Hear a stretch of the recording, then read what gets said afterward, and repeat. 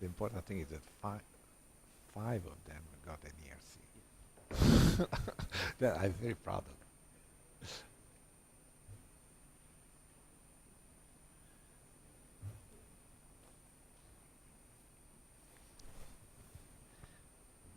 Good morning, everybody. It is my pleasure to introduce Andrea Ferreira, who is our distinguished Severo Ochoa visitor.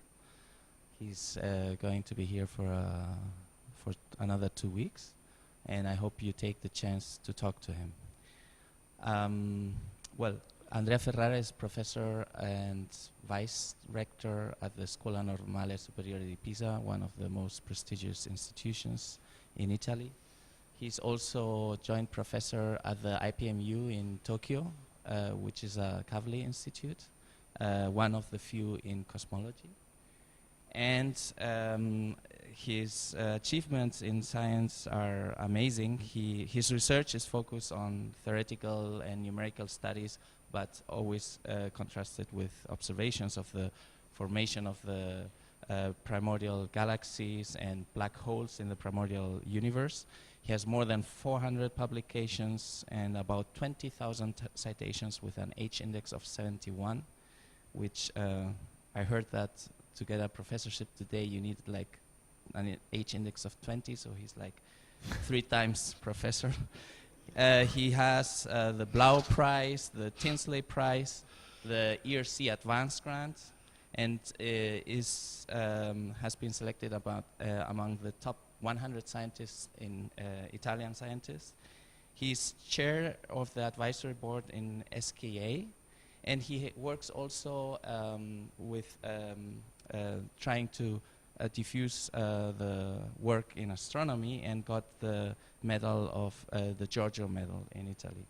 And what I would like to mention also, because I had the pleasure to be a postdoc with him, is how he guides his students and postdocs. 7 of his PhD students got the prize for the best PhD thesis in Italy, and 5 of them got ERC grants. So I hope that I am a little bit lucky too. Okay, Andrea, please go ahead. Buenos dias. Muchas gracias por estar aquí. Switch to English, and of course, what should I say after what Paco said? I'm a little bit embarrassed, perhaps, but particularly I'm happy to be back here at ESA, where I was, where I spent extended time, 6 months, about 25 years ago, unfortunately, when I was a young PhD student. So I had a very inspiring period. I even wrote a couple of papers from here. So I'm glad to be back, and particularly, but even more above that, I should say that I am flattered and honored by the invitation as a Severo Ochoa distinguished visitor. So I'm having a very good time. I hope to interact with all of you as much as I can.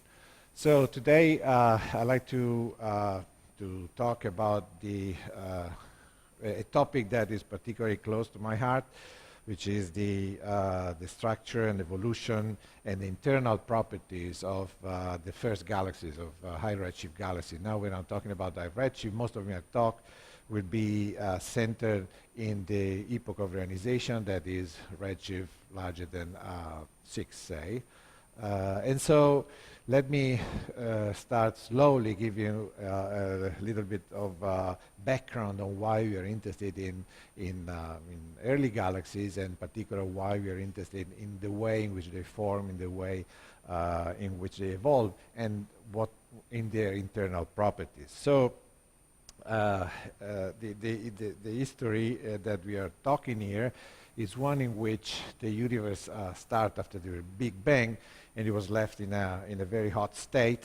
And at some point, due to the expansion, due to the Hubble expansion, the gas started to cool down. And at some point, it became energetically favorable for electrons to combine with protons and form neutral hydrogen atom. This process is called recombination, and it occurred roughly 400,000 years after the Big Bang.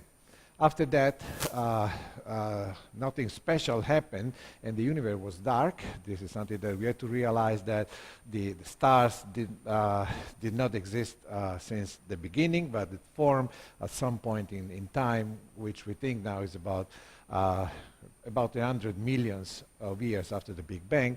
So the first star that we usually call population tree stars to emphasize the fact that they are different from the present-day stars in the sense they are essentially metal-free and they have different properties.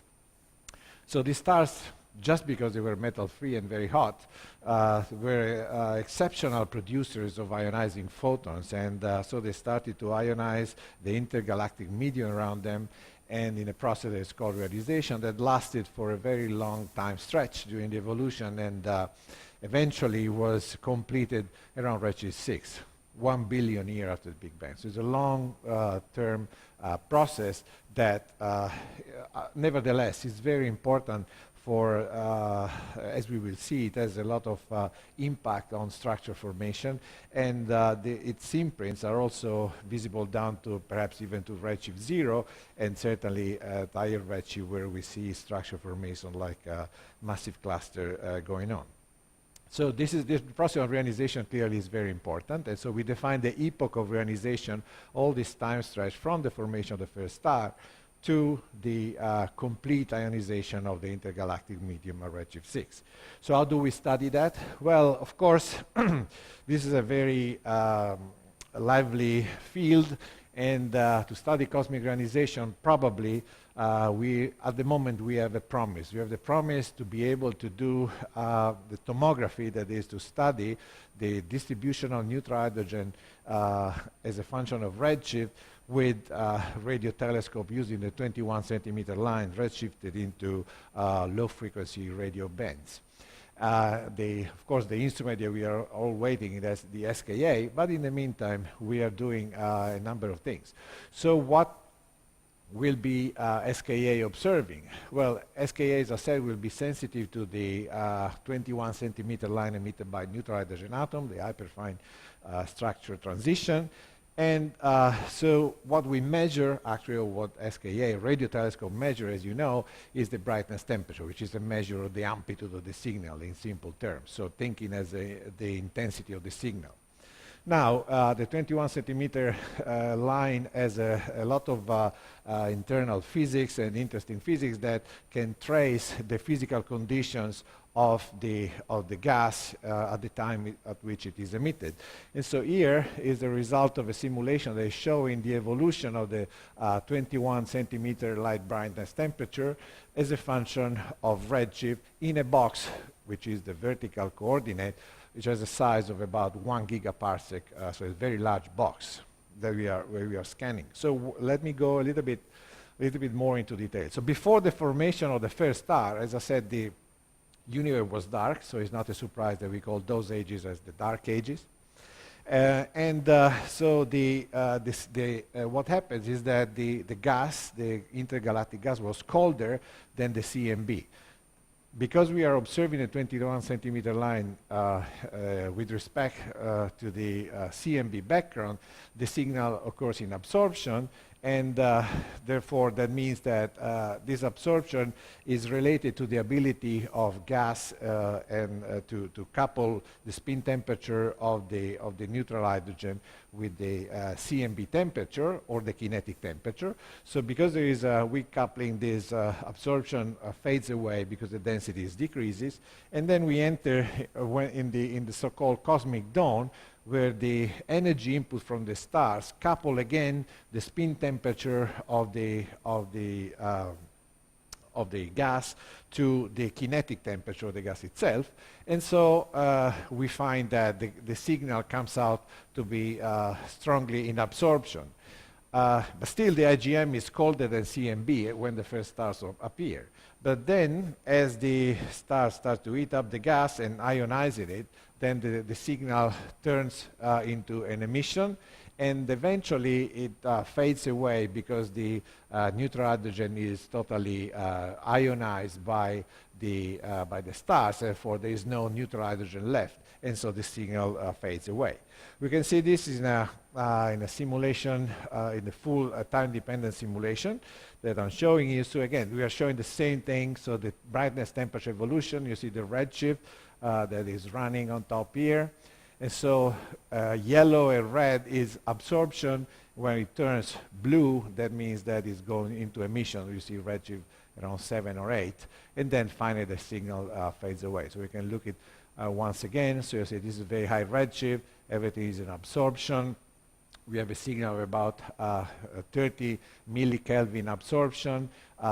Will become stronger as the first stars appear, and then turns into emission, and this is the reionization epoch, and eventually you see all these bubbles of ionized hydrogen that are eventually produced and merge together to completely burn all the neutral hydrogen and make it ionized.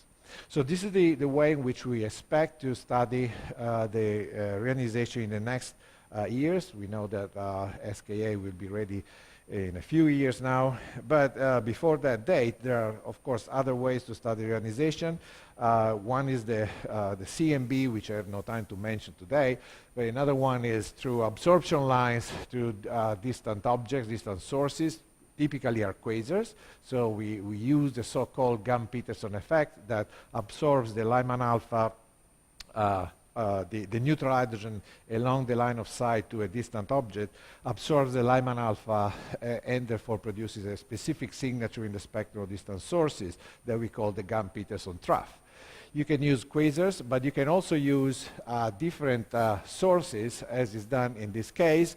This is a GRB. GRB is quite interesting because we are having trouble in finding distant quasars in order to do this experiment.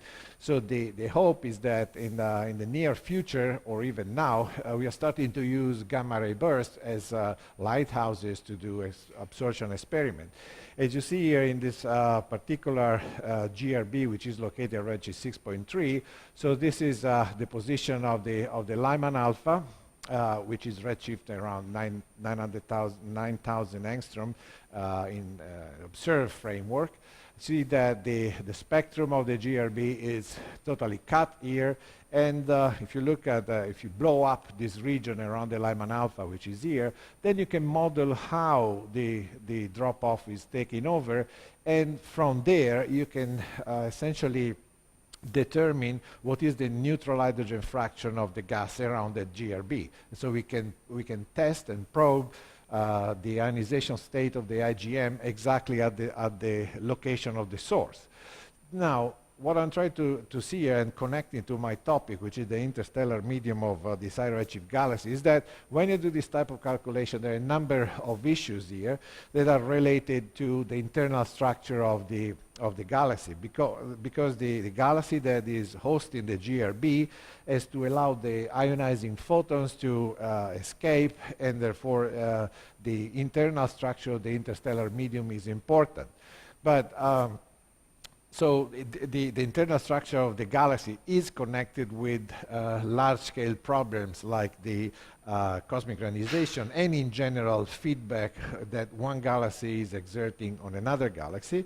But nevertheless, we can, from this experiment, we can trace the evolution of the neutral hydrogen fraction, which is this value here, neutral hydrogen fraction of hydrogen, which is neutral with respect to total, as a function of redshift. And so now there is a good coherent picture of the evolution of this quantity from models and also from the data. These are the data, and this is the red point is the data from this GRB. So we have a coherent picture that shows that essentially reionization drop off very fast around red and was finished essentially redshift 6 or so. But if you look at there's more information than this in the spectrum of the GRB, which is the presence of these metal lines, some lines that are coming from heavy elements. And in fact, from this type of experiments, you can also use the same type of experiment to study the enrichment of a given galaxy. And for example, the host galaxy of this quasar has a metallicity which is of the order of 1%, 10%, or there's an upper limit, say, of say roughly 10% of solar. And also, we can also have some arguments about the escape fraction of ionizing photons. So, of course, we need statistics, and in the future, missions like the Theseus mission, which is now being evaluated as an M5 mission from ESA, will be able to find thousands of GRBs, and therefore this work can be done in a more statistical sense, not only for ionization, but also for the ISM of galaxies, to sample their enrichment, their radiation field, and other things. So let me converge now from there to the issue of the interstellar media. So we know that galaxies are the sources of reionization. I mean, early galaxies are the sources of reionization, but we also would like to know what are their properties and how are they similar to the galaxies that we see today, or do they have local counterparts that we can study also in the local universe or not? So, of course, studying the interstellar medium, it's a very physically rich problem, in the sense that, as you know, there are many processes that are going on at the same time on a wide range of scales in the interstellar medium, and so this picture gives you at least a flavor of the complexity of the thing. So we have different phases with neutral hydrogen, molecular clouds, H2 regions, dynamical processes like outflows and winds that are coming from the action of young stars. There is things related to the radiation field, which are ionization, heating by photoelectric effect, dissociation, evaporation of molecular clouds. There is supernova explosion that essentially inject metals, energy, and turbulence, but also cosmic rays and dust. And of course, everything is pervaded by interstellar radiation fields and magnetic fields, and the direct redshift, and keep it in mind because it will become important later. There is also an important effect that we cannot neglect by the cosmic microwave background on what we observe. So apparently modeling all this seems hopeless, but nevertheless, we have to do it in order to understand better, or to make progress, not only on the structure and evolution of galaxies, but also in general terms on problems that are involving cosmology. So one thing that I'll use in order to guide our physical intuition and explain and also interpret observation, as I'll do in a second, is a set of simulation that we are doing for essentially simulating galaxies, in particular Lyman-Break galaxies, located around redshift 6 or 7. So what we do, we use the special technique in numerical study is called zoom simulation. So you do a global cosmological simulation, then you sample a volume that contains the galaxy that you want to study, and then you refine and you increase the resolution of your simulation in order to exactly go to very high spatial resolution. And in fact, here we get to resolution that are of the order of 8 parsecs in the galaxy itself. So this is the global view. This is a scale of essentially about 100 parsecs or so. But so let me show you how it looks how the structure looks in a more larger scale. Well, roughly the same scale, but we will zoom into the galaxies. The galaxy that we are interested in is this one. It's at the very center of this thing, and so what I'm showing here is the temperature field, just to show that there is hot gas around. The blue part, the darker part, are cold gas, and here you see traces of outflows and merging events that heat up the gas. But you see that the galaxy looks very disturbed, but it looks like there's a very flat structure with a number of small satellites that are constantly punching into the galaxy itself. But it looks like a tiny disturbed disk. The size is very small. Its effective radius is of the order of less than 1 kiloparsec. So there are a few things that I like to point out in, that make this galaxy different from the ones that we are used to at lower redshift. So these are different zooms, and so this is the central part of the galaxy. You see that indeed there is a kind of a disk that is not very steady. Actually, it's very turbulent and evolving. So as I said, the radius is very small, effective radius 0.6 kiloparsec, and there are a number of satellites that are around the galaxy itself. There is molecular hydrogen for sure, and the metallicity is already relatively high. So within this region that has formed roughly 10 to the 10 solar masses in stars, there's been a lot of enrichment already, redshift such that the age of the universe is less than 1 giga-year. So what's interesting is particularly interesting to me is the structure of the satellites that you can hope to trace back into observation. Now observations, particularly thanks to ALMA, are becoming so sensitive that they are starting to see in channel maps like the one that I'm showing to you, in the carbon-2 158 micron line, you see in the channel map structure of another galaxy, which is very resembling this one, but this is observed, a redshift 6.1. You see that essentially as you scan through the velocity channels, you see that some small structure pop up and disappear. So that means that there is a lot of structure exactly as our simulation are predicting. So let me show you just briefly what is the history, the star formation history of this galaxy that we call Dahlia. Because we produce flowers to simulations anyway. So this is Dahlia, and so this is the stellar mass. So there's a rapid growth initially, and then it flattens out. And these are the satellites. They are also containing a sizable fraction of the total mass of the galaxy. Star formation is really very flickering, but is increasing. That's also important. It's also if you look at the satellites, the star formation rate is also increasing, but it's much more bumpy, and there are peaks, and it's bursty, better to say. So now, we do this simulation, so what? Is it right? Is it wrong? So in order to get a better sense, we better find something that we can compare with data, and so we did. As I told you already, probably the best way, or so far the best way to study this galaxy is by using the carbon-2 far-infrared line at 158 microns and other fine structural lines that are emitted by these galaxies. So this is the galaxy before, but now you see it face on and edge on, and we look at the carbon-2 ion surface density. So carbon-2 is present essentially everywhere, both in molecular parts, but also in the diffuse ISM with lower density. The densities here are of the order of less than 1 particle per cubic centimeter. In fact, 1/3 of the carbon-2 mass is in this diffuse low metallicity component.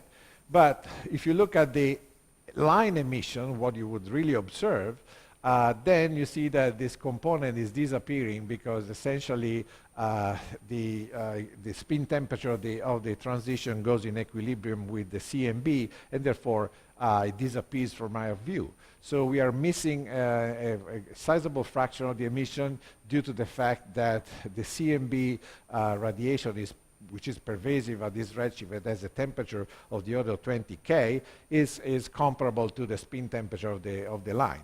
Nevertheless, the luminosity of the galaxy is still considerable. It's 3 times 10 to the 7, and 95% of this emission comes from essentially molecular clouds. Wherever you have H2 gas, it's a molecular phase, then most of the carbon-2 is emitted. This is more or less expected, as we know from photodissociation region theory that this is what we do expect.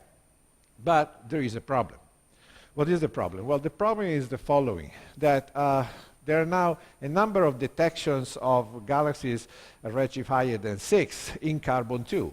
And I'm just showing you one of the most extreme example, which is so small that has a carbon-2 luminosity of 10 to the 7, and we can only see it essentially because it's lens. So you see the contours here, the ALMA contours in the carbon-2 line superposed to the HST composite image. And so this, as I said, is a 5 times magnified galaxy. Now, if you take what we know locally about the relation between the carbon-2 luminosity, this one, and the star formation rate of a galaxy, basically you get the gray lines. The gray lines, the gray areas here, are the local relation between carbon-2 luminosity and star formation rate. Okay? Then you say, are the high redshift galaxies following the same relation? In principle, they should. In fact, they don't. If you look at the green points here are all galaxies that are located at redshift higher than 5, and they're coming from this list of data. And this galaxy does not make an exception because it's also falling well below the, at least 1 or 2 sigma below the local relation. So apparently, the high redshift galaxy at the same star formation rate, they are less luminous, they are underluminous in carbon-2. So why is that? So this is it's a problem. Where is our galaxy falling? Dahlia is also underluminous in carbon-2. So apparently, it's good that we match the data. On the other hand, we have to understand exactly why the galaxy, the high redshift galaxies, are underluminous or faint in carbon-2 for their star formation rate. So now this has to do, we think, with the effect of feedback. So internal feedback due to massive stars. Why do we think that this is the case? Well, we had to combine the previous information with an extra information, which is the fact that we have spatial information on these galaxies, at least on many of them. For example, let's take another of these galaxies in the previous sample. This is called BDF 2399. And so, again, this is a Lyman break galaxy at redshift 7, star formation rate 5 to 15 solar masses per year. And you see that again, the ALMA contours are displaced with respect to the UV map. Okay, so the place where the UV light from nearby newly formed stars is coming is displaced from the region from which the carbon-2 line that we observe from this galaxy is coming. By the way, in this galaxy and many of them, we do observe carbon-2, but we don't observe the continuum that should be produced by dust. Okay?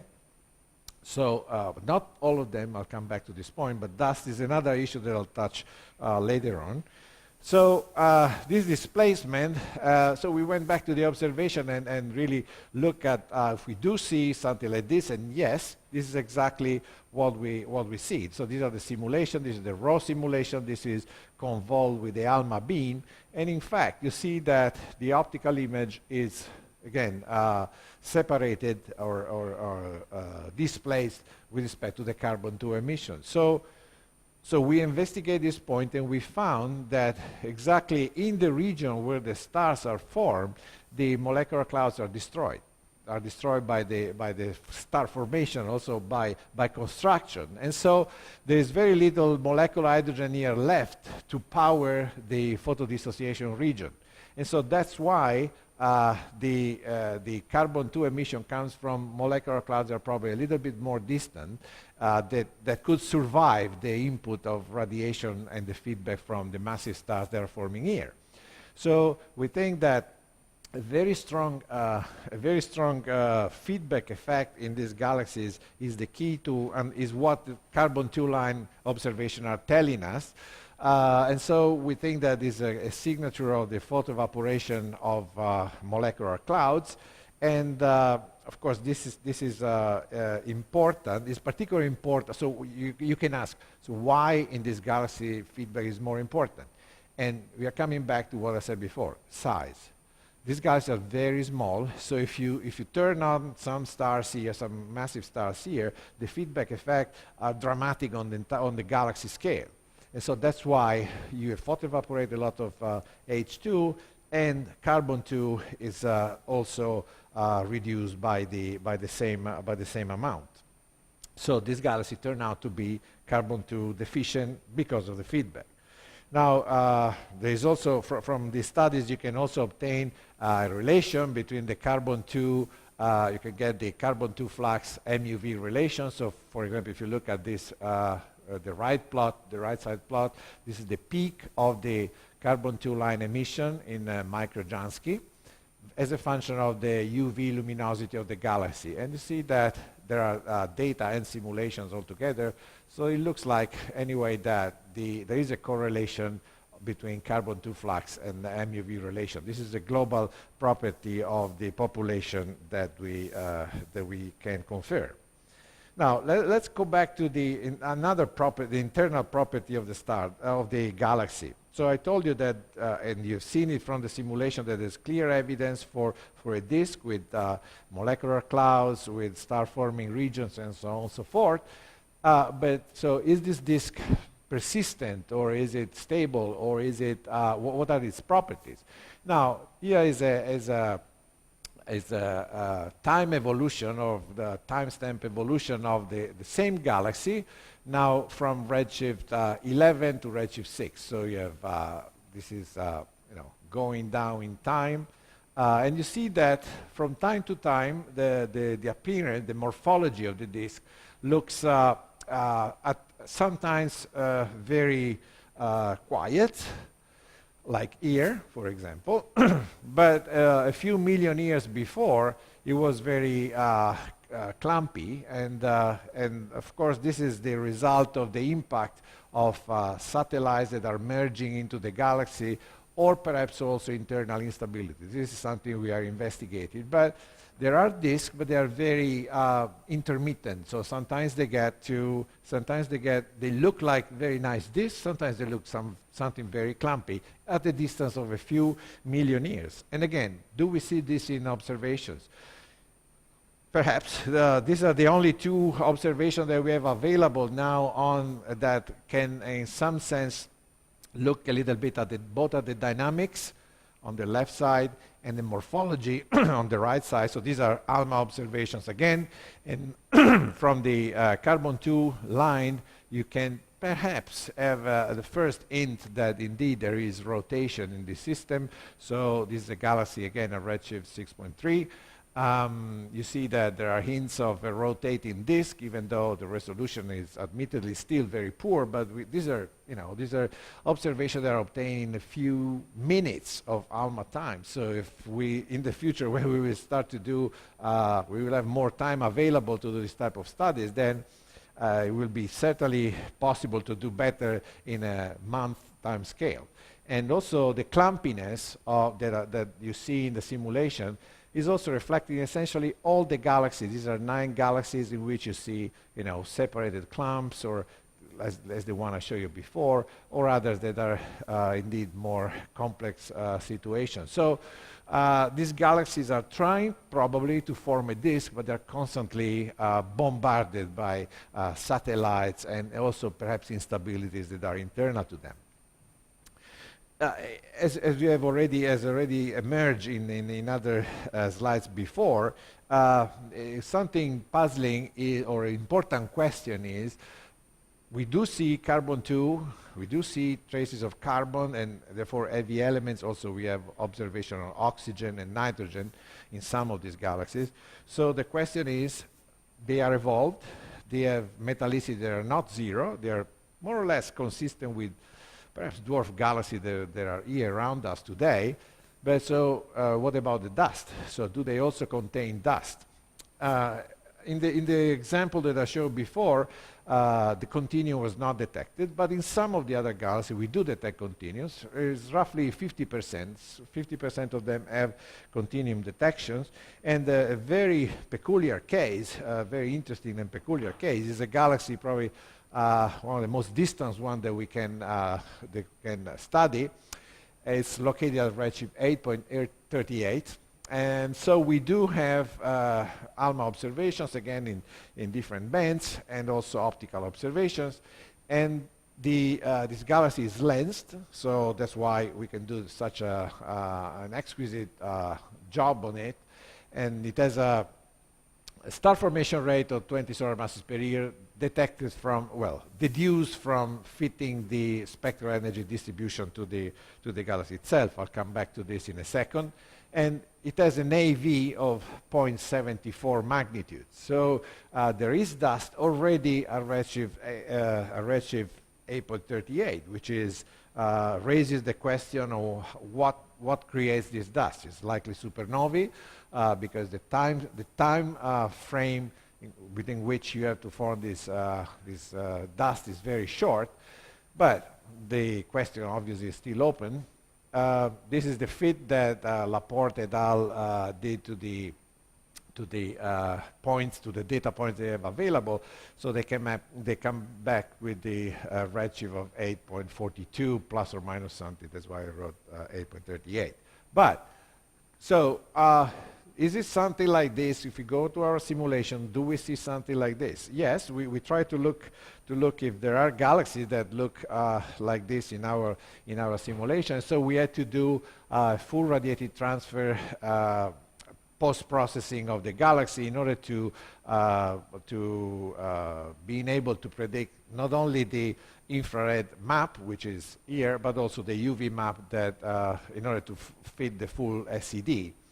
And so we discover interesting things. So this is the appearance of the simulated galaxies in UV in this band. And you see that there is diffuse emission due to dust scattering of the UV light from stars.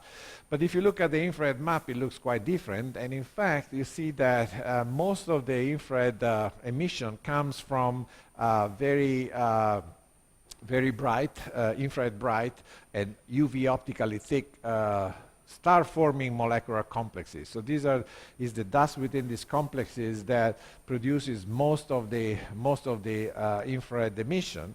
And so if we now have our galaxy, we can do the same exercise as Laporte et al. Did, and so fit an SED to our simulated galaxy. So the simulated SED of the galaxy is the black line, and essentially the MAGFIS fit, which is the one that was used by Laporte et al. To infer their 20 solar masses per year star formation, is the green one. So you see that although in the UV they fit equally well, the two, what we predict and what was the deduction of Laporte et al. From their SED fit to the observed galaxy is different. Even though in the UV, the two SEDs are the same, and also for the ALMA point, which is this one, they are all the same. So what's going on? We think that the fact that we have a full radiative transfer includes processes like scattering and absorption that, of course, cannot be catched by a single SED fitting or without radiative transfer of any sort. And so, at the end of the day, our fitting was suggesting that the star formation rate is 4 times higher than deduced by Laporte. And why is that? You notice that our SED, as the peak of our SED, is shifted towards shorter wavelengths. That means that our dust is hotter than expected. What is the temperature that we predict? This is the distribution of the dust temperature in this galaxy, redshift 8.4. And the purple area gives the distribution function of the temperature, the dust temperature, luminosity weighted, so which is essentially what you observe, while the brown curve is the temperature that is the mass-weighted temperature, the physical one. But what you observe is essentially this one. See that the peak of this curve, or the average, better, the average of this curve, it's relatively high. So the dust temperature is 91 plus or minus 23 K, which is relatively hot. And why is it hot? Again, because the galaxy is small, so it's also compact that the dust sees the interstellar radiation field is very strong, and the dust is heated up to high temperature. So not only we predict that there should be dust, but the dust is also be hotter than what we would expect in a normal galaxy, almost close to what we observe, say, in an active galactic nuclei in the Neutron line region. So dust can be relatively hot. Now, why is this important?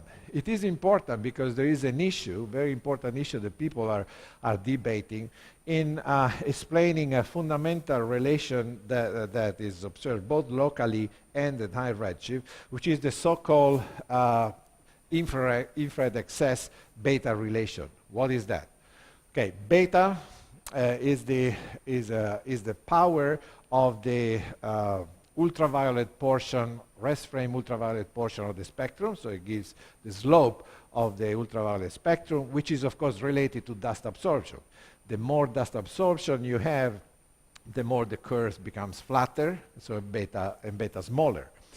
For the infrared excess is in fact the ratio of the infrared emission with respect to the UV luminosity as 1500 angstrom. So essentially it's the intensity of the infrared radiation normalized to the UV spectrum.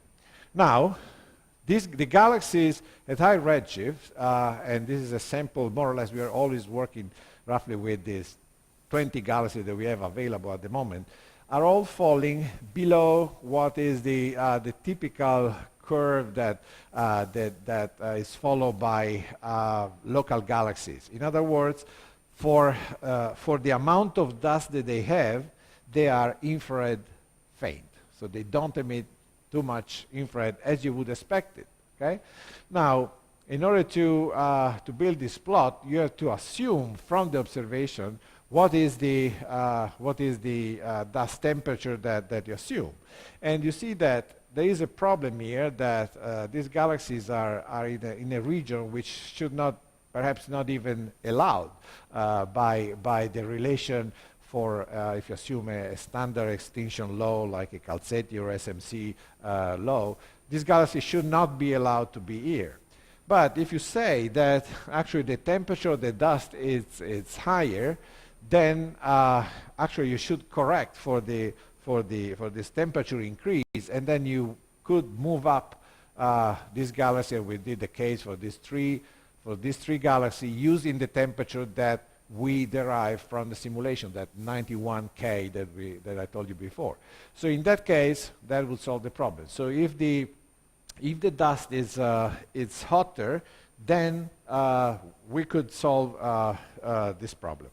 So dust is something that we need to understand better, not only in terms of the formation, but also the emissivity and the relation with the rest of the interstellar medium.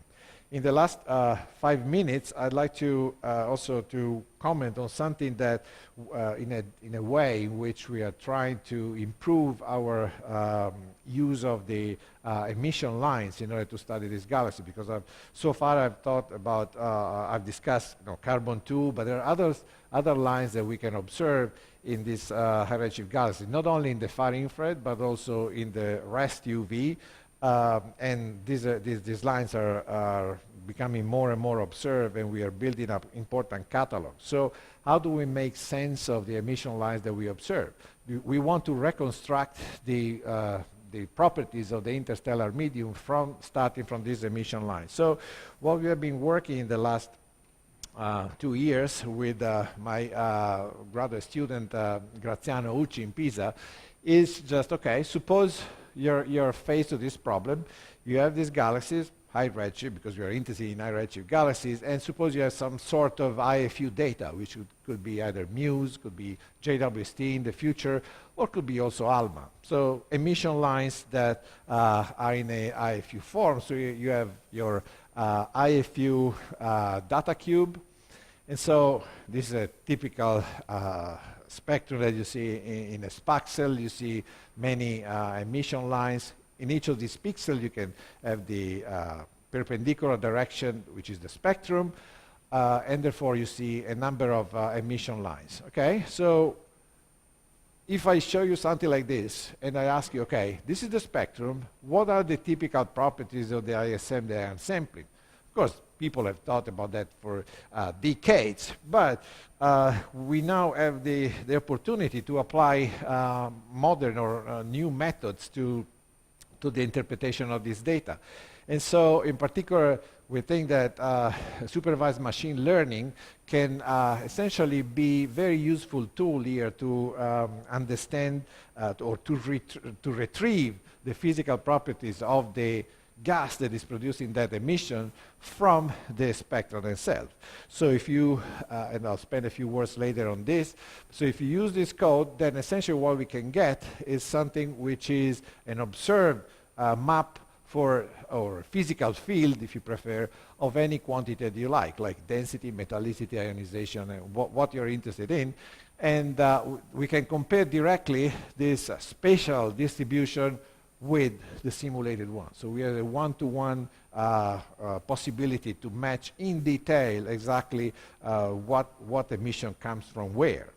And so we are testing this idea, and so we started very simple. We started from something which we know well, which is local galaxies. And here is we apply this method as a first test to a nearby dwarf galaxy. It's called Henize 210. It lies only at 8 megaparsec away from us, from which we have fantastic Muse IFU data. And so we have 300 by 300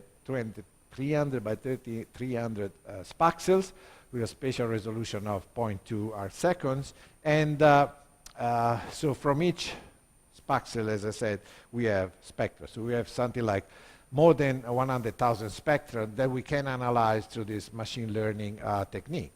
So with this spectra, we are able to say a number of things on Henize 210. Why are we interested in Henize 210? Well, we think that maybe, given its size, star formation rate, dynamics, are not too different from the ones that we expect to see in high redshift galaxy. And so we think that if we can have an handle on this galaxy, we feel a little bit more comfortable in applying this method to galaxies that are so far away. And in particular, this will be very important for future JWST application. So you have the spectra, we have the code, so what do? We obtain these maps, as I said before, so these are gas density, column density, metallicity, extinction, radiation field, ionization parameter, and of course we can study this galaxy, but this is not important in this context. We can look at different properties of the galaxies, but I'm not interested in discussing Henize here. I'm interested in showing you what can be done and what could be something that we can have pretty soon, particularly with JWST available at very high redshift. This is so exciting that I can't even believe that we could do something like this 10 years ago. We can get radial profiles of all these quantities, and so we can discuss if you're interested, we can discuss in private the results. But it's a technique which I think we should apply and study very carefully in order to make progress. So I come to my summary, and so I'll prepare a zip for you of high redshift galaxies. So the structure, we're seeing that the key property of these galaxies is that they are very compact and they have large reservoirs of dense gas. They are metal enriched already, so enrichment occurs very rapidly, not only in metals but also in dust. Radiation fields are very strong because the area is small, and therefore the intensity of the field can become very prominent. There are outflows. I didn't have time to discuss that, but we do see traces of outflows in these galaxies, and they tend to have a disk structure which is very fragile. It's continuously reformed and redisrupted. In terms of the observables, we have seen that carbon-2 is a very important probe, but there are other lines like oxygen-3, nitrogen-2, not only in the far infrared, but also, of course, in the optical rest frame band. And so we can have an idea, we can study through these lines, not only the physical processes like the feedback and photoevaporation, but also their appearance and the observable properties like the IRX beta relation that I talk about. And finally, I think that there are tools that we have to develop not only from the simulation point of view, but also from the interpretation of the data, both simulated and observed, that will be particularly important to merge in the next few years. And machine learning appears to be a very promising path, particularly given the fact that in a few years JWST will become available and ALMA will continue to observe in more and more depth the distant universe. Thank you very much.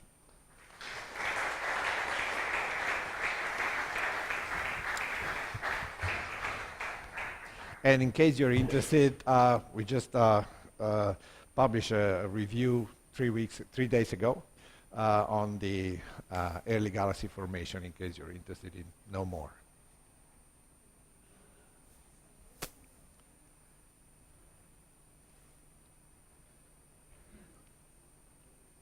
Thank you.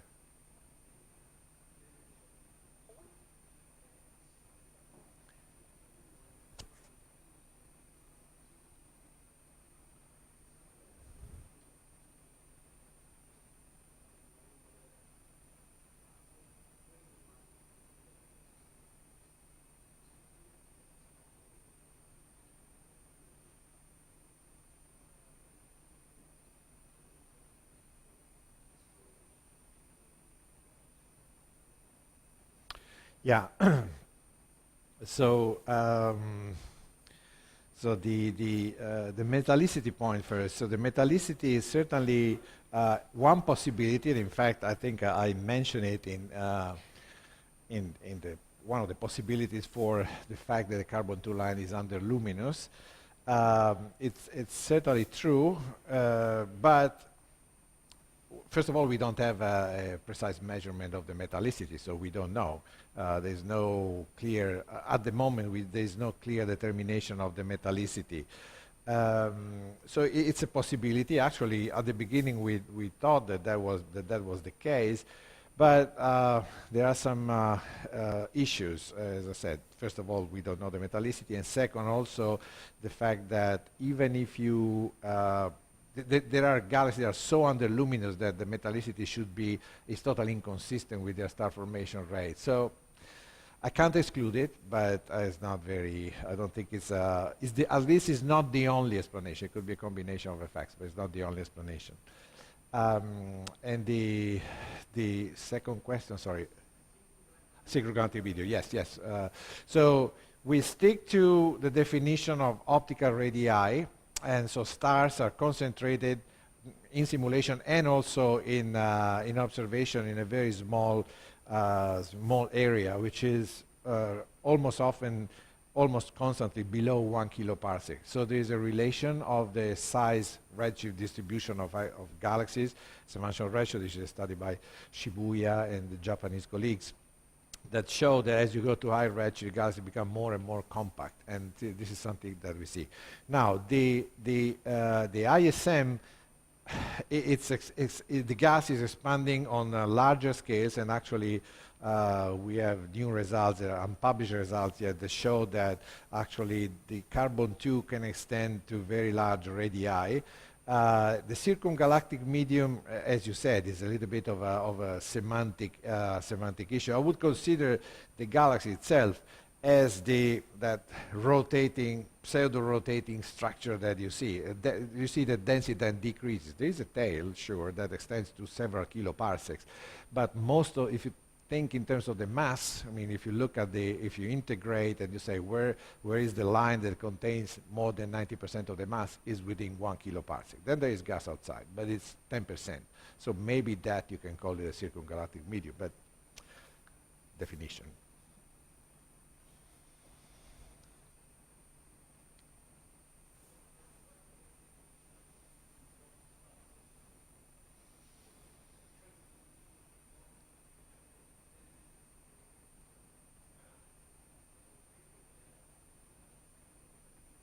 Yeah, this is a very interesting. It's a very interesting question because, as you probably have noticed while I was discussing during my talk, these are very. I was very puzzled in seeing this image because this is infrared. Okay, so it's essentially they are very bright, say in around 24 microns, just to say. But these are the molecular clouds that these are very intermittent.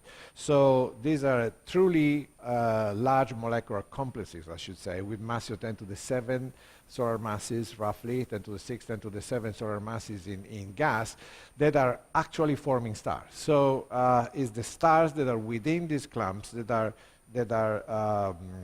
illuminating the dust in the molecular cloud itself. But because this is very compact, these are less sizes of 30 parsec, 40 parsec, but the star formation rate is very large, and so the dust which is there is heated up to very large temperatures. And these are the regions where this 90 K dust is located. But then they are destroyed because as soon as you get the first supernova, these are torn apart and new ones form. So it's very intermittent.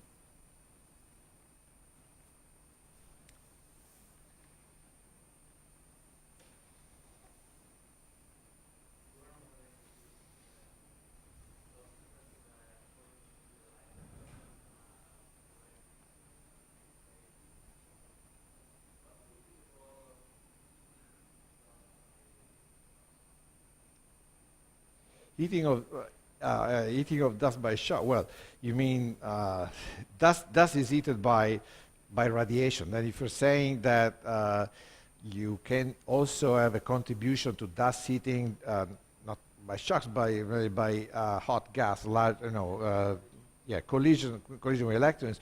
Well, you need to have these temperatures. The temperature of the gas has to be relatively large, 10 to the 6 and above, in order to be able to produce heating. So we are talking here regions that are neutral, so actually even molecular clouds.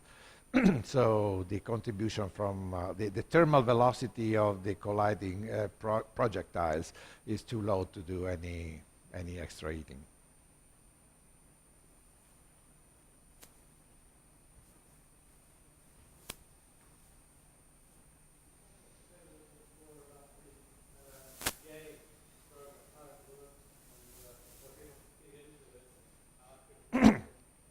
Yes. So basically, the idea that we had in mind when we started, actually, I was inspired by an app for the mobile phones. It's called Shazam. Maybe you use. So Shazam is beautiful because you hear a song and you listen to the song, and then the mobile tells the author, the name, everything you want.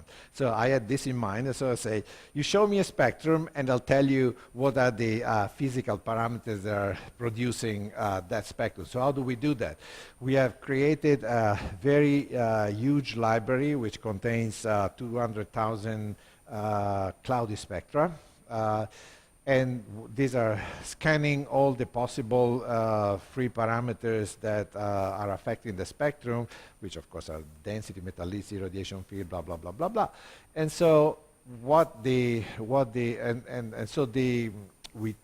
train the machine learning code on a part of the library, and then we feed the code with spectra, and by comparing line intensities. But using the information, the real strength of the code, I think, is that we are using all the information in all lines. So we don't restrict ourselves to look at one line or the other, but we use all the lines. And in fact, sometimes we find that the code is directed towards a certain direction by a line which is not very prominent, but it's there, but has a lot of information in it. So the real strength of the code is that it uses at the same time the information coming from all the lines. No, you don't have to pick which lines you're using for your diagnostic indicator. And so the outcome is the maps like the one that I show, so in which you can reconstruct pixel per pixel, essentially, or spaxel per spaxel, the properties of the gas or the interstellar medium in your galaxy. So this, you get maps like this one, right? So each of these pixels is a spectrum that we have fed into the code, and the code return these 6 quantities that you see there.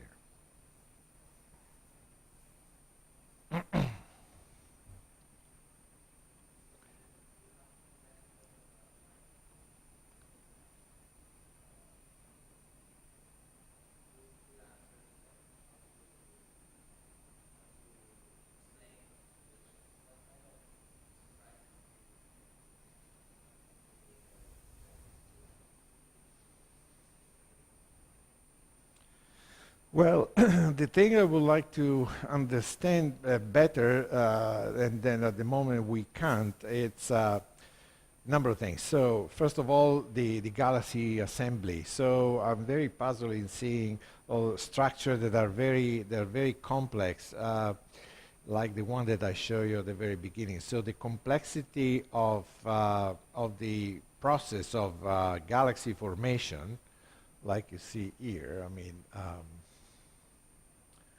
yeah, if you look at this picture, this is a galaxy which is a perfectly normal galaxies at its redshift. It's 2 sigma fluctuations at redshift 6.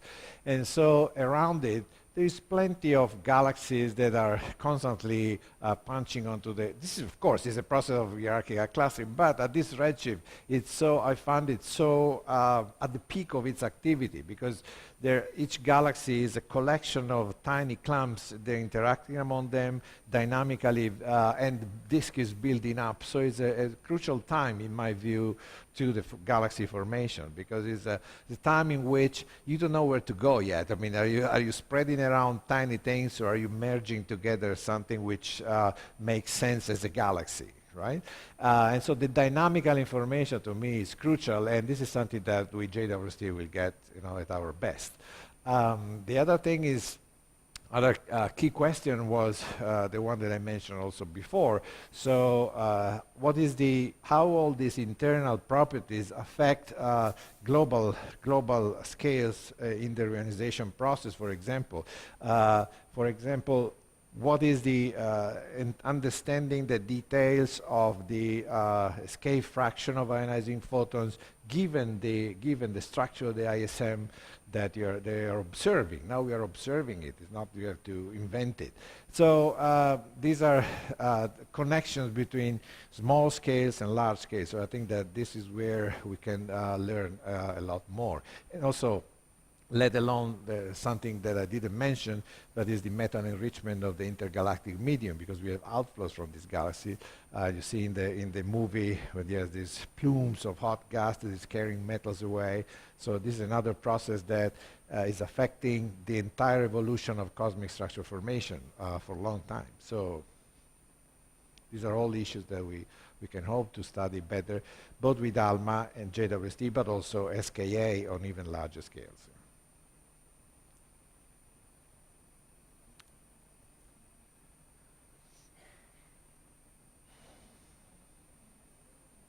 Thank you very much.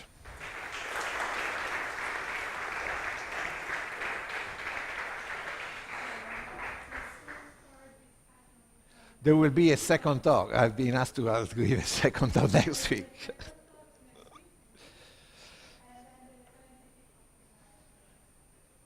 Oh, coffee. That's a good thing.